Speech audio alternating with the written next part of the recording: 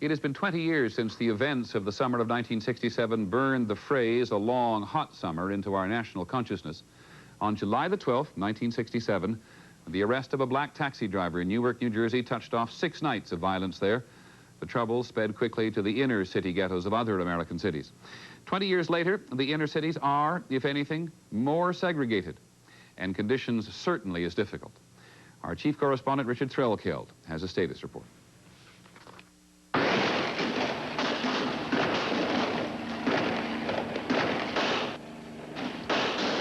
That summer, there were riots in 69 American cities.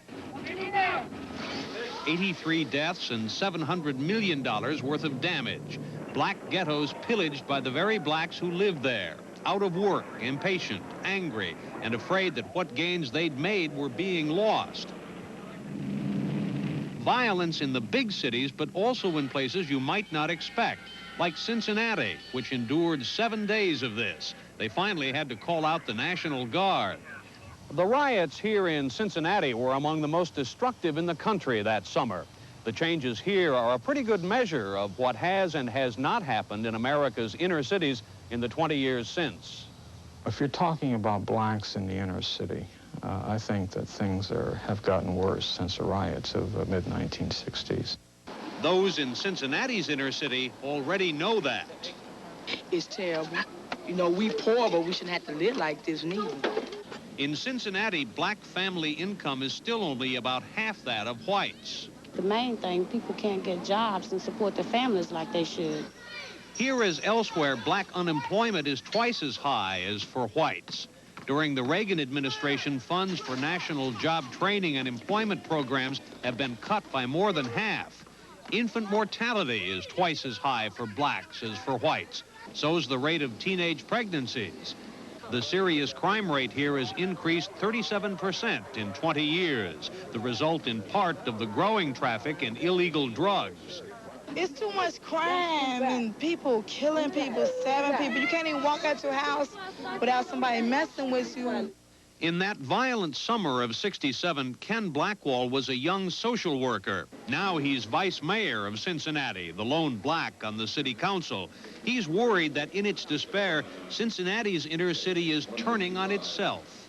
There was a time when I was growing up that you might be angry, you might be frustrated, but you would never attack your elderly neighbor. That is not the case today. This part of Cincinnati has lost more than its peace of mind since that terrible summer. It's lost its best and brightest. Buildings burning, the National Guard driving through the city. My initial reaction to then was anger. Eugene Ellington was a teenager then. Now he's director of a city health clinic. My anger turned to determination.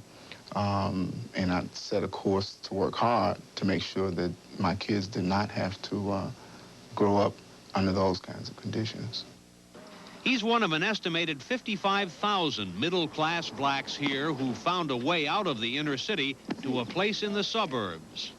And so, like virtually every other inner city, Cincinnati's has become even more isolated, poorer in means, poorer in spirit.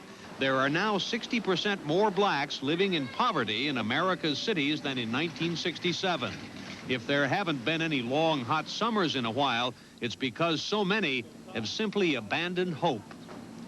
But the rage is still there, if you look for it. They angrier. You know, they was angry then and they angrier now. A year after the riots, a distinguished commission concluded that America is moving toward 2 societies, one white, one black, separate and unequal. After 20 years of benign neglect, those 2 Americas now seem more separate, more unequal than ever. Richard Threlkeld, ABC News, Cincinnati. We'll be back in just a moment. Tonight on Nightline, despite Oliver North's impassioned support, the basic question remains, are the Contras true freedom fighters or are they thugs? Colonel North has reopened the debate. Finally, this evening, we imagine there have been lighthouses and lighthouse keepers for as long as there have been ships. And just as the romantic sailing ships of the past gave way to today's modern motorized fleets, so too the lighthouse is changing. ABC's Judd Rose is on the coast of Maine. There's something lonely about a lighthouse, and something lovely, too. Nothing speaks so sweetly of the romance of the sea. But now some of the sweetness is being taken from the light. I think it's kind of sad. It's an end of an era. It's the end of the era of the lighthouse keeper. Russell Algren keeps the light at Cape Nettic, Maine. Once there were almost 1,600 manned lighthouses in America. Now this is one of just 17. In 2 years, there will be none. The Coast Guard, which mans the beacons, has decided to automate them. It's cost effective. It saves money. So last week, an electrician was busy installing the equipment that today ends 108 years of manned operation at Cape Nettic. Said to be the most photographed lighthouse in America, it's long been an inspiration to painters and poets. It has its days. On a foggy day or a stormy day, that's our idea of being romantic. Algren, his wife Brenda, and their son Chris have lived for the past 18 months on this rock, 100 yards offshore. It may not be the rugged life of lightkeepers past, but it's not suburbia either. Food, mail, supplies all come in by bucket. There's been the occasional commute to town, but they've been stuck here as long as a month when the weather got rough. One time it was so windy, we were standing there, and you try to fall back against the wind. And the wind is so strong, it just keeps you straight up. In-all stations reporting zero visibility due to fog. To the last, Russ Algren kept his daily rounds, monitoring the weather, keeping watch across the rocky coast. The automatic equipment won't do that, but it will keep the light blinking. Local folks say that's not enough. My worst fear is that it sits empty and that it becomes vandalized and that the structure deteriorates because there's no one there to monitor it. But today, Russ Algren lowered the flag for the last time. He's being reassigned to Rhode Island. We'll miss you.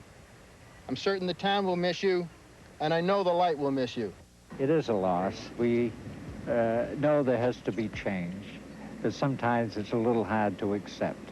I think everybody leaves a little piece of them behind here, every family. So we're definitely part of history, and nobody can ever change that. Tonight at Cape Nettic, a lonely lighthouse is a little lonelier. The light is on, but nobody's home. Judd Rose, ABC News, York, Maine. That's our report on World News Tonight. We will be back tomorrow morning at 9 Eastern Time for even further testimony from Colonel Oliver North. I'm Peter Jennings. Have a good evening and good night.